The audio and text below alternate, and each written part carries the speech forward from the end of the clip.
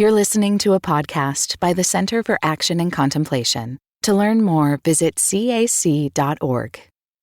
Hey everybody, this is Jacqui Lewis, and this is a special mini-series of Love Period, in which we're focusing on Black History Month. Of course, you and I know that Black history is American history, but my guests are going to bring special perspectives about what it means to be Black in America in these days. And I hope you enjoy these conversations.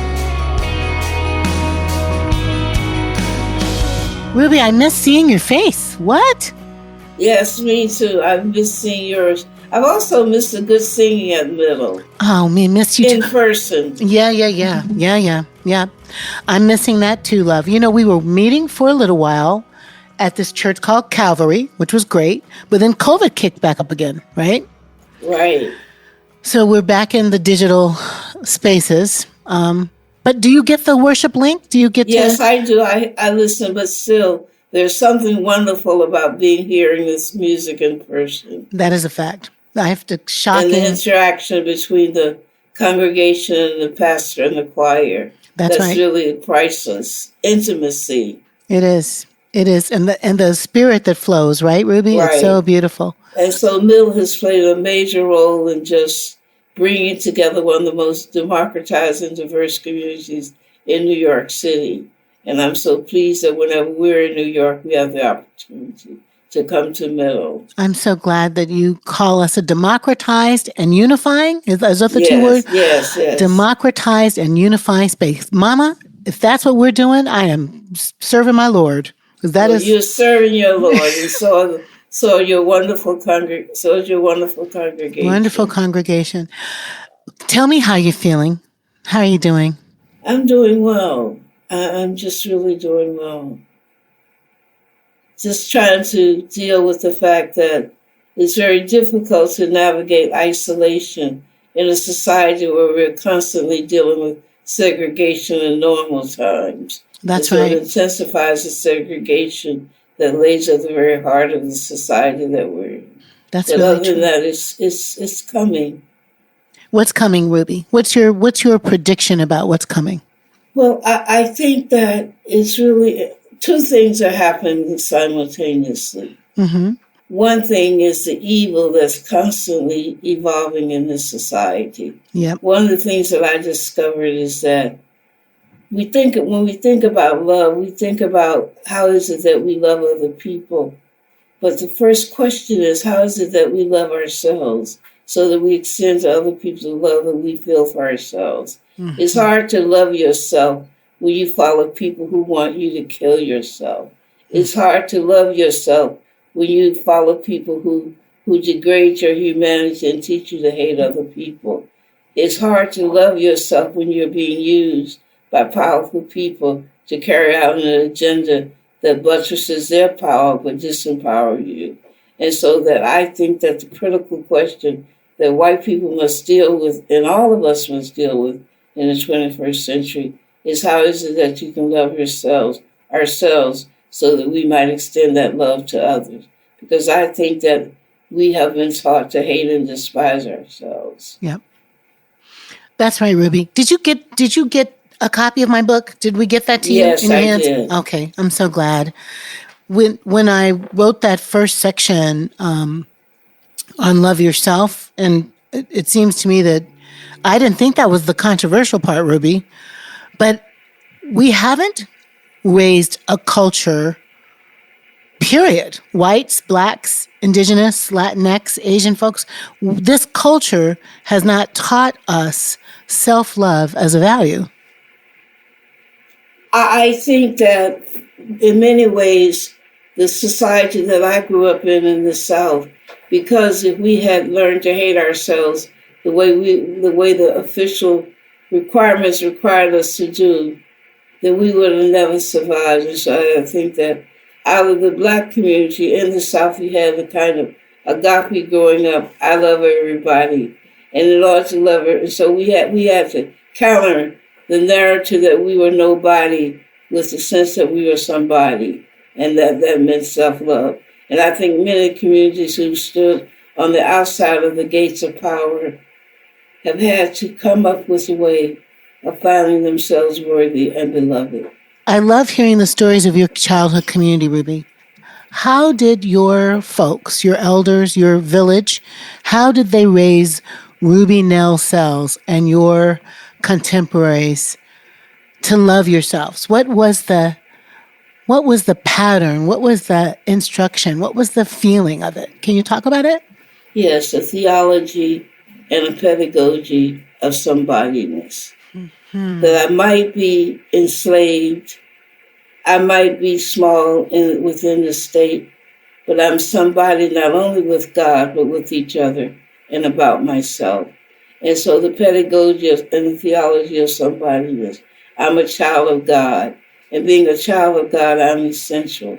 And no one has the right to limit or the power to limit my ability to be somebody. So I grew up in a society where that theology was so powerful, Jacqui, that it never, the white view of black children as being inferior never penetrated my being because I was surrounded with the possibility that I could live into my highest capacity and to love myself.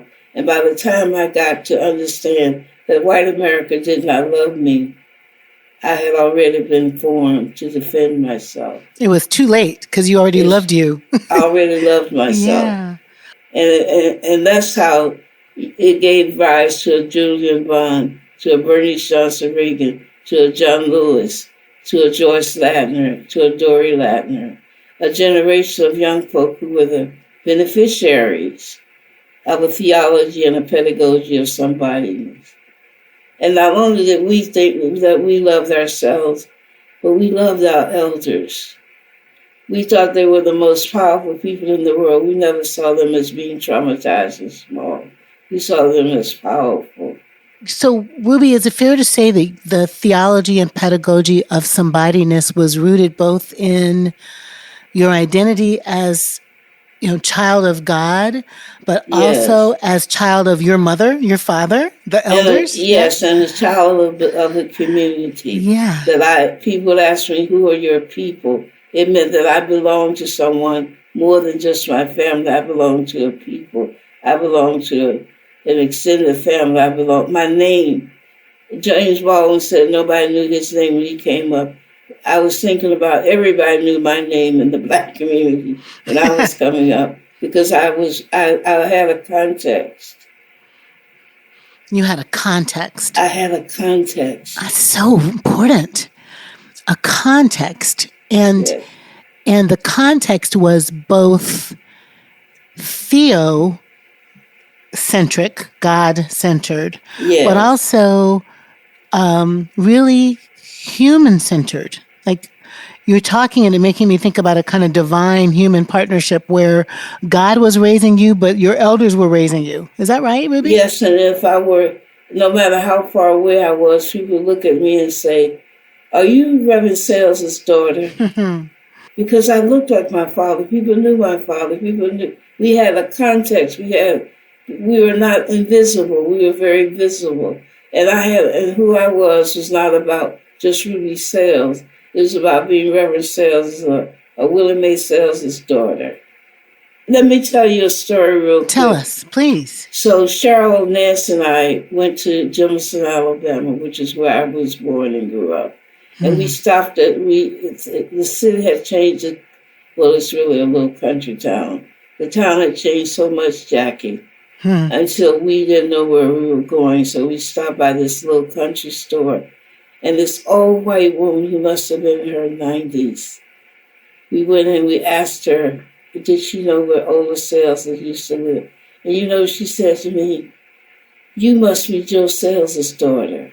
Wow. My father left that town 50 years ago. And she knew you. She just looked at me and she said, you must be Joe Sales' daughter.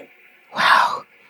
How did that feel? This was a white woman, and this really happened. And I had a context of her. Despite segregation, there was a certain kind of intimacy that she knew my name, and she knew my father's name, and she knew my grandmother's name. Even in the midst of segregation, is what you're saying. Even in the midst of segregation. She knew you. Black people had a context. Wow.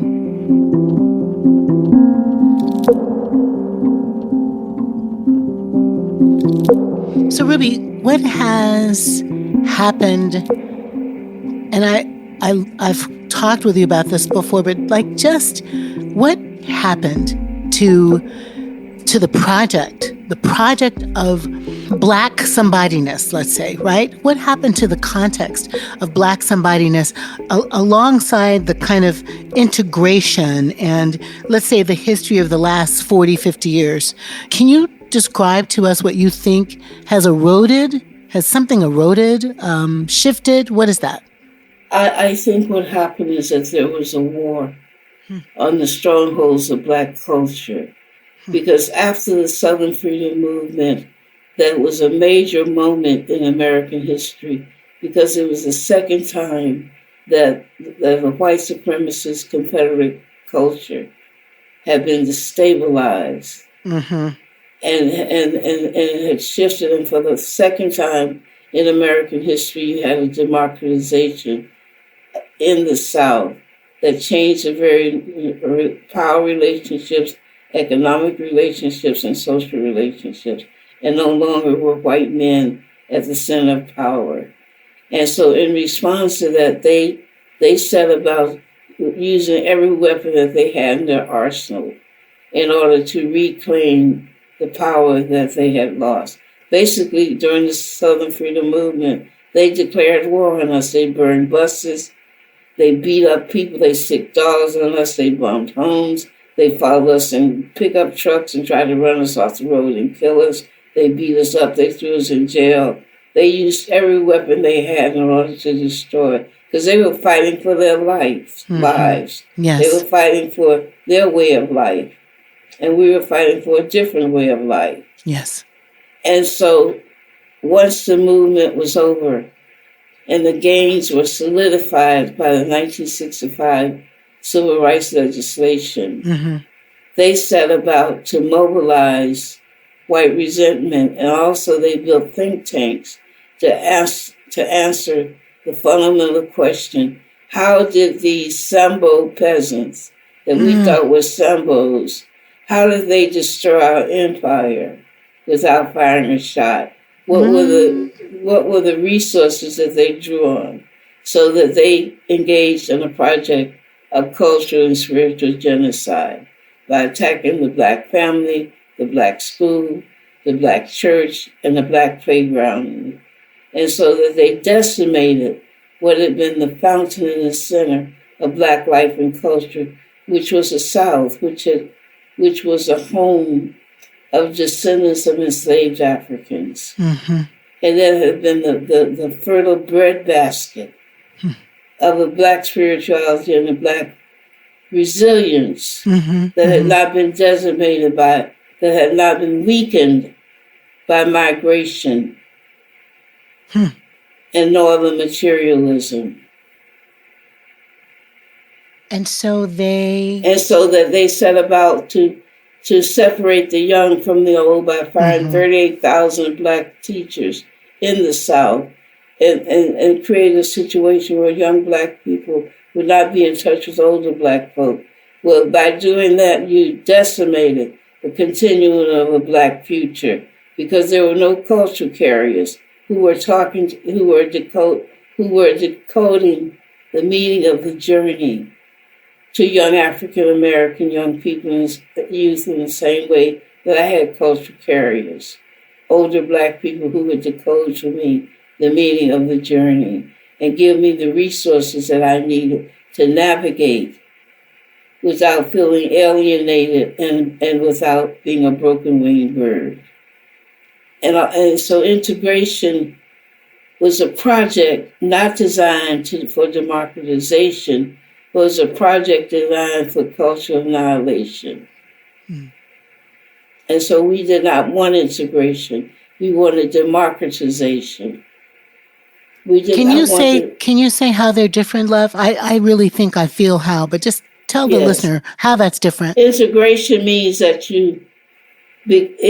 integration means that you figure out a way of becoming a part of someone else's table, and that the table is white.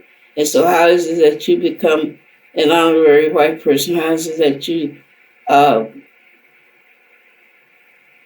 melt yourself into the white world and take on the accoutrements of whiteness?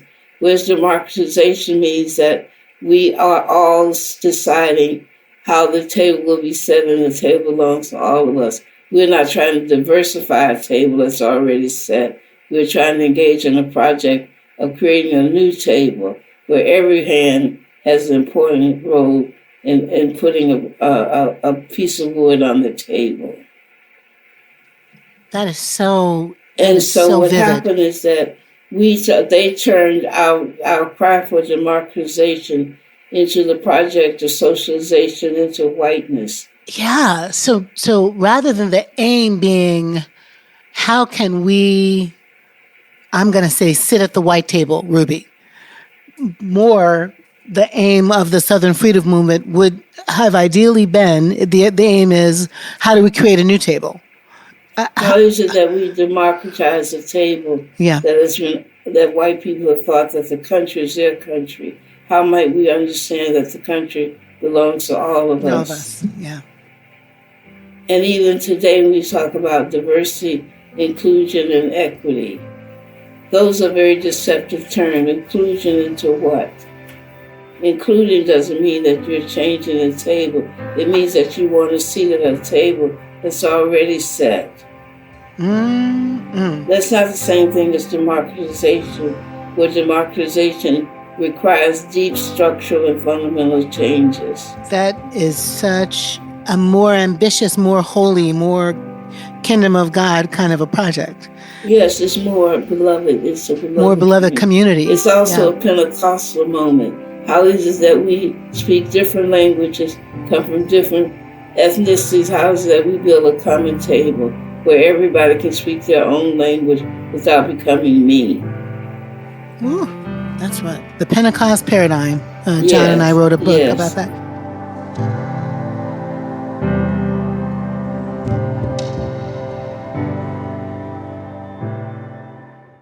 Many of us feel increasing anger at injustice, violence, and indifference in our world today. Join us March 14th for What Do I Do With My Anger? An online gathering featuring Richard Rohr and Brian McLaren. Learn ways of transforming anger into loving action. Inspired by Father Richard's new book, The Tears of Things. Register today at cac.org/anger. That's cac.org/ANGER.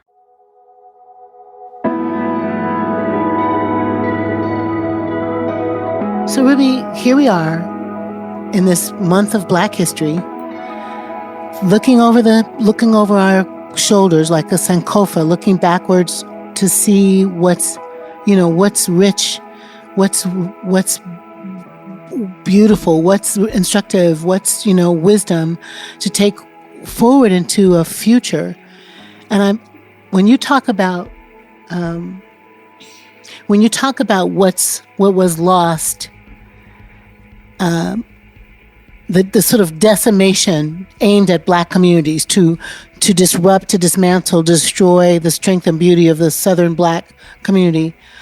How do you connect that, Ruby, to what's happening today? I feel like whiteness is in death throes once again. Is that right? I feel like what we're experiencing today is what I call a desperate attempt of the guardians of whiteness to erase people of color, not only from the voting, from democracy, from being an American, because when you suppress people's right to vote, basically you're stripping them of their citizenship, and you're also saying that they are people without a state. So you're saying that they're not legitimate Americans. So you're basically stripping them of their nationhood and peoplehood. Secondly, then in addition to that, you're also stripping them from canonized knowledge in this country by saying that critical race theory cannot be taught. And that's really a buzzword. What they're really saying is that Black history and ethnic studies cannot be taught, because when you read the criteria, the laws that's being created in the different states, it says that you can't talk about racism, and you can't talk about sexism, and you can't talk about systemic injustice. Well, that means that Black folk can't talk about the Southern Freedom Movement. We can't talk about Martin Luther King. We can't talk about enslavement. Mm-hmm. Basically, we are in a period of great social and political genocide. Ooh, yes. And that if we are not careful, we will come face to face with physical genocide. Because to start removing books from the library and to start stripping people of their Americanness and their legitimacy as an American, because that's what the Still was about. It is not by accident that the states and the cities where Donald Trump and the Republicans pointed their fingers as having where votes were being stolen were predominantly Black cities, or at least cities that were brown also. And so that's because they are the authentic Americans, and for Black people to have voted in large, we were taking away their country. They're the ones who own this country. They're the ones who have the right to participate in democracy. So what I'm saying, Jack, is that we're at a very dangerous juncture in this country, and I don't think we're paying careful enough attention. Ruby, it is so George Orwell. It is so science fiction. It is so Octavia Butler, but it's real. The way, or the Book of Eli, right? The way the books are being banned, the way they're being burned, the way critical race theory is tossed around as some code name for don't teach white children anything, the absolute wholesale erosion of voting rights in 19 states with more to follow. I know you're alarmed. What does a historian who is a long distance runner for freedom and justice want to tell young people about this moment, Ruby, and how urgent it is?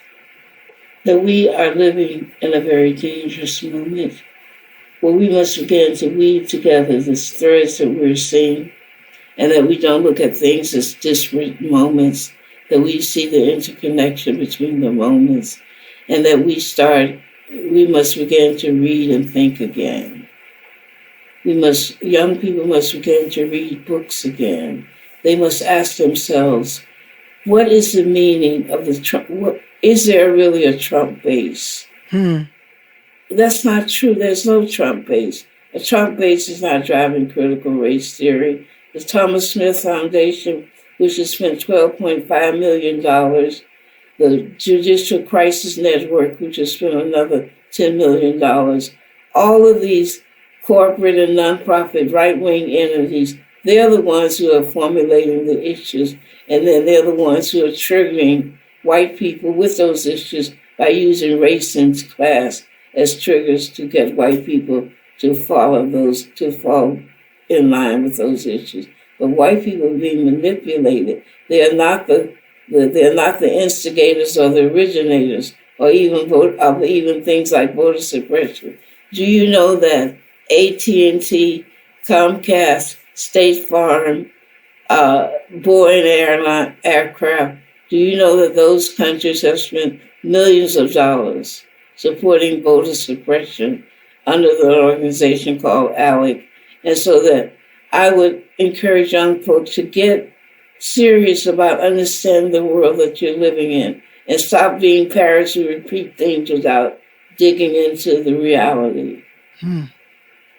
I mean, really, Jacqui, there is no Trump base. We live in a corporate state where we're a coalition between corporations, nonprofits, right-wing nonprofits, academicians, and trade organizations are driving the discourse today. And that's why it seems that Democrats are impotent. And that's why Republicans are no longer legislating. That's why they engage in nullification and interposition rather than legislate, because they are no longer served. We live in a technocracy where technocrats are even driving issues today. the whole nature of politics have changed. Ruby, where are the critical conversations happening that you think young people, and I'm thinking young adults right now, and then I'm going to ask you about teens and kids, but where are the critical conversations? Who are the sources? Where's the best, I'm going to say curriculum, but like, where's the best wisdom? Where's the best instruction? Well, I think that it is in spaces like this where we're having the conversation. Mm-hmm. But I think that young people, that we need hindsight, insight, and foresight. Mm-hmm. And so the critical conversations must occur between older and young folk. Young people might have, they need the history, they need the hindsight. And when you don't have an intergenerational conversation, that's cultural genocide. So we need to reestablish spaces where younger and older people are talking with each other about the critical issues of the day, where young people are talking to us about what is their reality that they face today. Yeah. Because we don't know their reality, because we're not experiencing it. And we need to tell them about what we know about today and also what we've experienced. And we need to put that all together and come up with the critical analysis. But it's not just young folk without old folks. And neither, because as an older person, if I don't talk with young people, if I don't understand what's going on with TikTok and the ways in which TikTok is defining what it means to be an influencer, which changes our whole understanding of who are influencers in society. If I don't understand the values that's being perpetuated by TikTok that says that you're somebody because you have a large following, or you're somebody because you know famous people, rather you're somebody because you're a child of God. All that's important. And I need to know that in order to engage with young people. So you're talking about being culturally nimble, dexterous, walking a mile in each other's worldviews, right? Cross-generational conversations that help us to understand where each other's bread is buttered or the values that we have on, right? Yes, I'm talking about becoming one with each other, where we can't become each other, but we can become one with each other. And what I'm saying is that we have to really stretch ourselves to understand, because young folk will often say to me, as a Black woman, that you older Black people do this. And I'm thinking, don't you understand that I'm not white? Don't you understand that as an older Black person, I'm experiencing some of the same things that you're experiencing? Don't you understand I'm up against a medical industrial complex that does not value old Black bodies? Don't you understand that I'm a part of a community of Black folk who are the poorest in this country? Don't you understand what I've gone through as a Black woman? Why would you think that I'm white? Why would you think that a seat of power rests with me in this country? And why do they think that? Because their visions have been shaped because we allow them to be taught by older white people who shape their gaze. And they don't see us as being separate and distinct from older white people. They see us as a monolith. Whereas when I was coming up, I knew that my father was not like Mr. O'Neill, the white man. I never thought that he had, and so I was not against my father. I was working for a world that would enhance my father's place in the world. I didn't think that he was part of a power structure. Yeah. And I don't think that we've taught. How do our children know Jacqui when they don't know us? No, we haven't had any intimate relationships with them. It's not their fault. They don't know us. I work with students at Howard University who tell me that Howard is their first experience of having a Black teacher. What? That's right. They've gone to all white schools. Wow. So how would they know that? There is. So Ruby, we're in this crazy, we started with how wonderful it is to be together in person, to have music flow, have voices lifted up together in song, to, frankly, to hug each other, to look at each other in the eye, to have that dynamic between preacher and preached and, sister and brother and, siblings. We're all missing that so much. And I wonder if Do you have a sense that in this technocracy, like, is there a way that the Zoom, the social media, the meetup places, Clubhouse, I don't know all that stuff, Ruby, but is there any way that technology can help us connect, or do you find it to be just an artifice? I don't think life is about extremes. Mm-hmm. I think that in everything that you can find something good if you look for it and you can work for it. But I do think that technology has been used, and you can't separate the use of technology from the people who are manipulating it. And so if the society, if the guardians are racist, the use of technology is going to be racist. Mm-hmm. If the guardians are anti-human, the technology will dehumanize us. And so if it's being run by people who support individualism, technology is going to accelerate individualism. Mm-hmm. And what we see is that we see that happening. We see people confusing virtual relationships with real community. Yeah. We see people thinking intimacy is a Facebook friend. We see all of that happening. We see people being willing to give up their lives and their privacy to a computer without a thought. We absolutely see people texting instead of talking on the telephone. Yeah, that blows my mind. And so, yes, Jacqui, I think that you can't separate technology from the values of a society and the people who control those values. So AI, technology are infested with our white nationalist values. Yes, and also the problem with AI, artificial intelligence, is that it has replaced the value of, in the place of intellectuals who are no longer the producers of knowledge. Technocrats are the producers of knowledge. And in addition to that, it has changed the whole significance of books in society and reading. Yeah. And therefore, knowledge, instead of evolving, it has devolved. People are devolving instead of evolving. For example, I bet if you were to ask people to name 10 intellectuals, they couldn't do it in the books that they've written in the last 3 years. That makes me sad to imagine that's true, but it's not that hard to imagine that it's true. If they Google it, right? Right, Ruby? They'll Google it. Right, but that's somebody else telling you something. That's right. That's not you having an intimate relationship with books and knowledge and information. You're relying on someone else to tell you who's significant, and the people that they will name can't be extricated from the values that make them decide who's important. Mm-hmm. Mm-hmm. So it is February 7th, and I can't believe it's February already. Me either. I really can't. And I'm thinking about, Black History Month, but I'm really also thinking, Ruby, about Black future.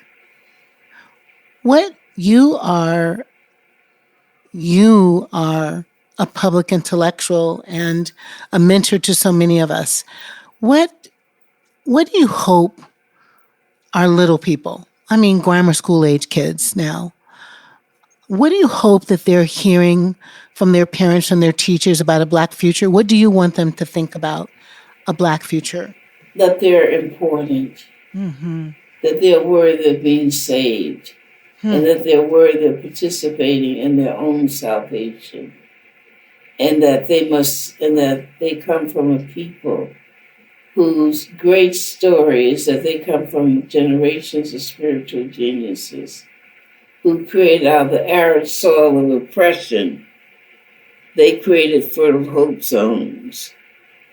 And their work was so significant that it brought down an empire without firing a shot.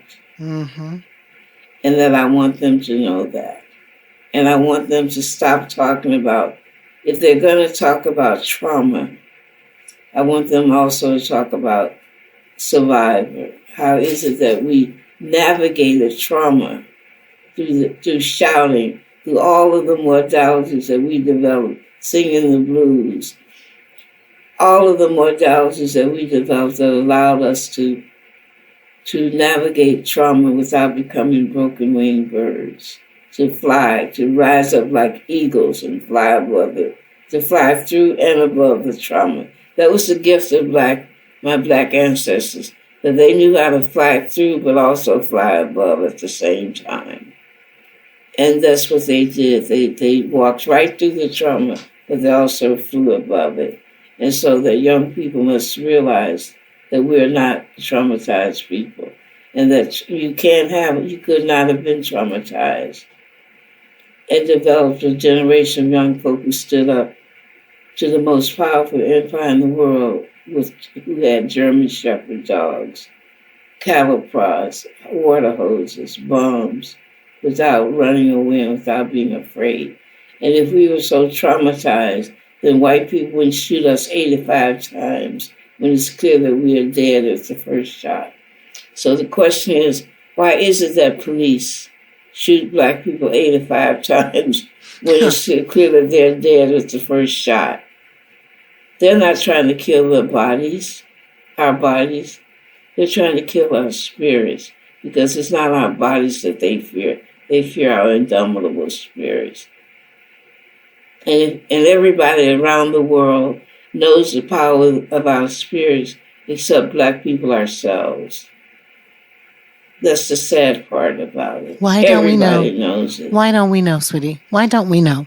Because we look at ourselves through the white gaze, and we believe that in order to legitimize our existence, we must talk about the ways in which white people have been at the center of defining our lives, how miserable they've made our lives, how they've done this, and how they, without ever saying yes, all of those things happen.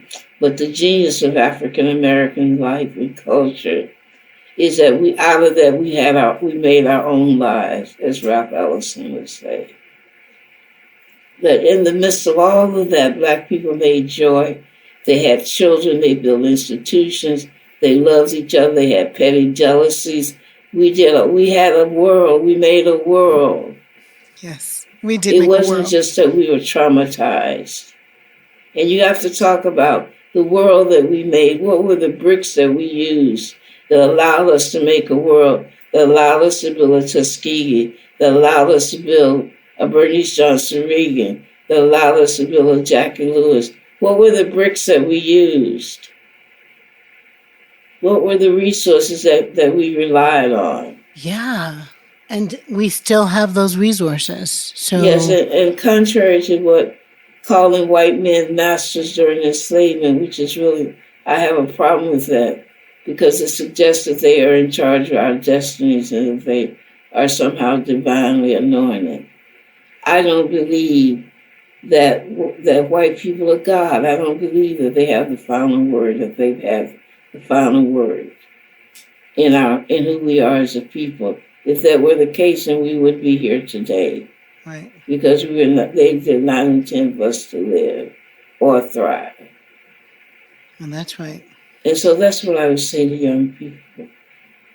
To not just as you're looking at the systemic racism or systemic heterosexism, it's also important to understand how your community handled that and why you're still standing today in order to look at it. Yeah. So, Ruby, I think we started off our conversation today with love in the middle of it, which is not a surprise. Yes. This love is a potent, powerful, transformative force that democratizes spaces, that unifies spaces, right? That is the brick, maybe, that builds, good humans, right? So what's love got to do with this moment? And what do you know for sure about love, Ruby? What do you know for sure about love? I know that love gives us the third eye, the ability to see the good in people that they fail to see in themselves, and to call them to that goodness. That's love. Love it.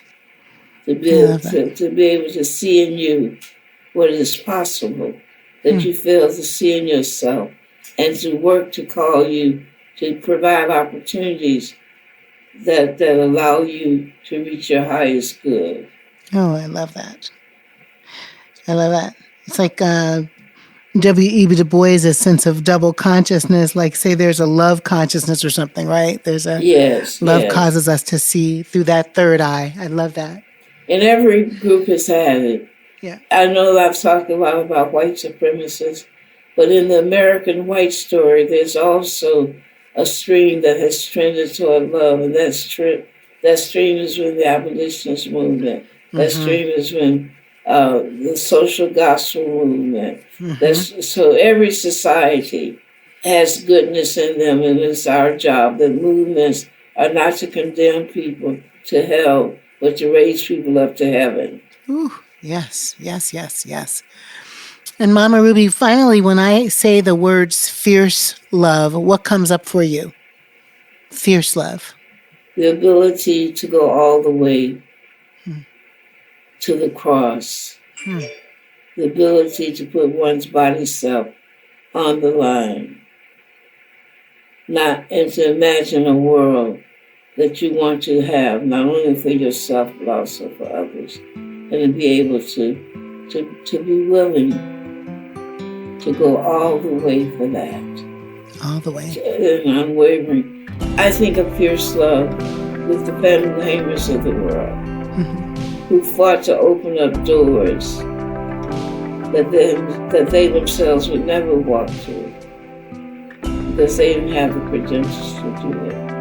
But they were opening doors not for themselves, but for generations.